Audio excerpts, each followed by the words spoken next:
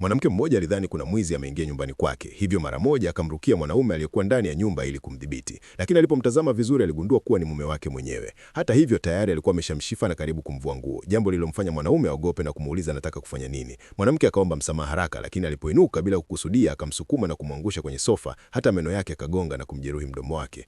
Ingawa alikuwa mume na mke, ukweli ni kwamba hawakujua chochote kuhusu kila mmoja. Ndoa yao ilitokea kwa bahati mbaya kabisa.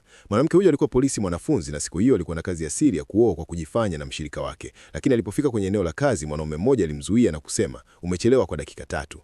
Kwa bahati mbaya, maneno hayo yalikuwa ndio neno siri la siri kati yake na mshirika wake. Hivyo mwanamke alidhani mwanaume huyo ndiye mshirika wake. Bila kusita akaolewa naye papo hapo. Baadaye mwanaume aliposikia jina lake aligundua wamechanganya watu. Mara moja akataka kuomba talaka, lakini wafanyikazi wakawaambia kwamba talaka inahitaji kipindi cha mwezi mmoja cha kusubiri. Wakati huo mwanamke alimwona mtuhumiwa aliyekuwa akimtafuta, hivyo akamwomba mwanamume huyo ashirikiane naye kujifanya wanandoa ili kumfuatilia. Baada ya mtuhumiwa kuondoka, mwanamke aliwasiliana na timu yake ili wamfuatilie. Mwanzoni mwanaume alidhani ni tapeli, lakini mwanamke akatoa kitambulisho chake cha polisi na kumweleza ukweli kwamba yeye pia alikuwa amekosea mtu. Hivyo wawili hao wakawa wanandoa bahati mbaya kwa muda wa mwezi mmoja. Kabla ya kuondoka, mwanamke alimpa mawasiliano yake na kumwambia aje baada ya mwezi ili wakamilishe talaka. Lakini bibi wa mwanaume aliposikia ameoa mwanamke asiyejulikana, alidhani mwanamke huyo anataka urithi wa familia. Hivyo akaamua kujifanya mkusanya taka ili kumjaribu. Mzee huyo alimgongesha kwa makusudi ili kujifanya ameanguka. Mwanamke alipomuona alidhani ni mtu anayejifanya kuanguka ili kudai pesa, hivyo akaondoka bila kumjali. Lakini muda mfupi baadaye alisikia mzee huyo akipiga kelele. Aliporudi akaona amechukuliwa mateka na mhalifu. Ili kumuokoa, mwanamke alimwambia mhalifu kwamba yeye ana pesa nyingi, hivyo achukue yeye badala ya mzee.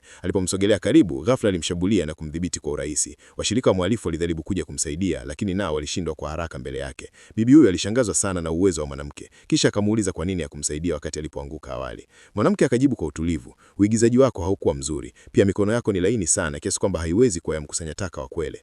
Kwa maneno hayo, mwanamke alipita mtihani wa bibi huyo bila hata kujua. Kama umeipenda video hii, like, share na kucomment maoni yako. Umeionaje hii kazi? Pia usisahau kutufollow Tom TV. Asante.